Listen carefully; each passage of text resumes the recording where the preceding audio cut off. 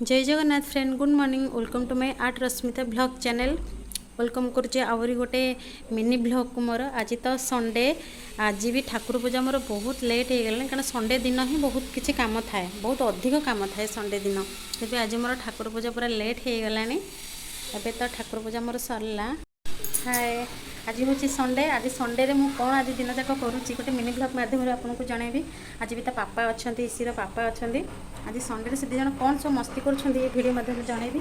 चलतु भिडटे देखा। भिडटे भल लगे लाइक और सब्सक्राइब चैनल को करदे। बाय। स्कूल जीव आज बा संडे। आज संडे बोली पापा अच्छा ना घरे। आज स्कूल के जीवु जा पापा डाके जा। पापा डाक, पापा डाके उठा।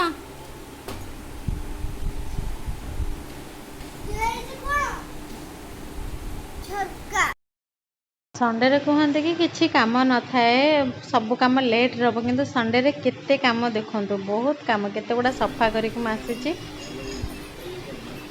जाऊँ सब नहीं छात उपर सुखेबी। सब आणिक मो छात उपर सुखेदेली। आज बहुत गुड़ा थिला, से मुझे छात उपर आनी सुखेली, ना मो बालकनी सब सुखे दिए। आज जेहेतु संडे बहुत गुड़ा सफा करी ना, से आनी छात उपर सुखेली। देखो सकाळर भ्यूटा केते सुंदर, वर्षा पाग करिछि। बहुत बढ़िया लगुच। छात उपर पवन भी दौर, भल लगुच। किंतु तो काम पड़ी बसिले कौन हम।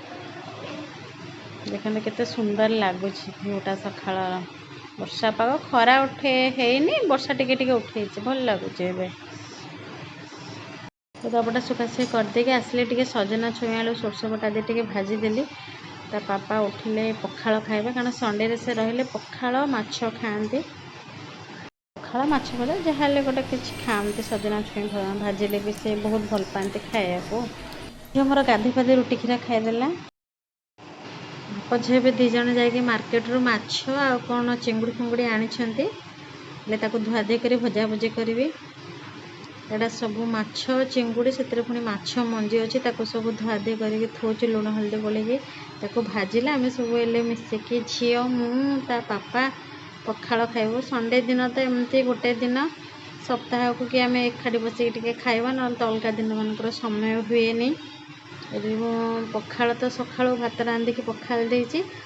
सजना छुई आलू भजा तो भाजी देइछि, आपण माने देखिले। एबे माछ भाजुछि, चिंगुड़ी भाजीबी, तापर सब मिसिकी आम पखाल खाइबू।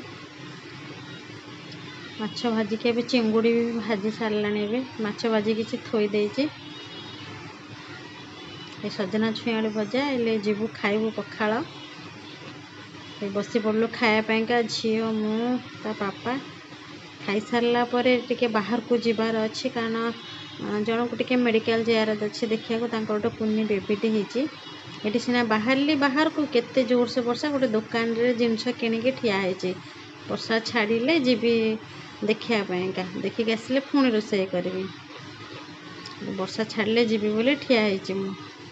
एबे मार्केट रू आसी सारला पर पुणी रोषे लगिगली। मंजी जो थिला ताकू टिके बेसन पियाज देके पिठू करदेली।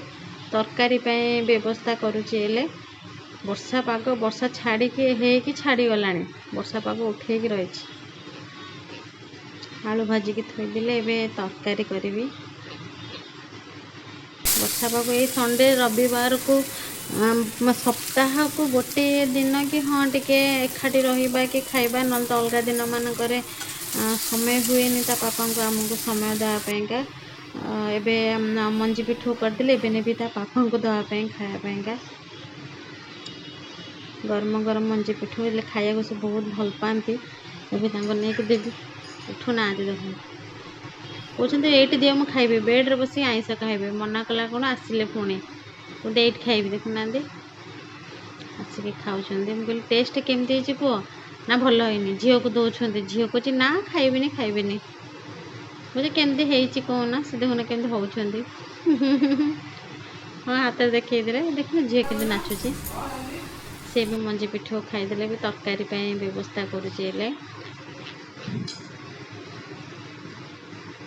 मसला पकई देके ସବୁ ତ ରୋଷେଇ ସାରିଲାଣି। ତରକାରୀ ହେଲେ ବି ମାନେ ଥରେ ଆଇଁଷ ଖାଇଲେ ଆଉ ନେକ୍ସଟ ଟାଇମ୍ ଇଚ୍ଛା ହେଉନି ଖାଇବା ପାଇଁକା, ଯେହେତୁ ଅଛି ମାଛ ଚିଙ୍ଗୁଡ଼ି ଅଛି, ତାକୁ ତ ପୁଣି ରୋଷେଇ କରିକି ଖାଇଦେବୁ ଦ୍ୱିପହରେ, ଆଉ ସରିଲା ସେତିକି। ଆଉ ମାନେ ଆଉ ଇଚ୍ଛା ହେବନି, ହେଲେ 15 ଦିନ ଯାଏଁ ଖାଇଲେ ଆଇଁଷ ଖାଇବାକୁ ଇଚ୍ଛା ହେବନି।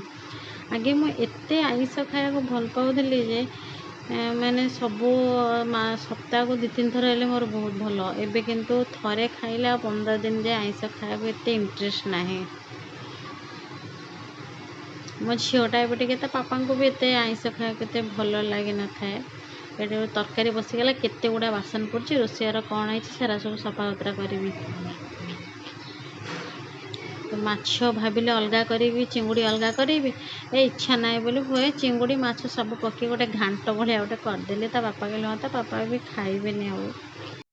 ଇଏ ବି ଥରେ ଆଇଁଷ ଖାଇଲେ ଆଉ ତାଙ୍କୁ ଏତେ ଇଚ୍ଛା ନଥାଏ।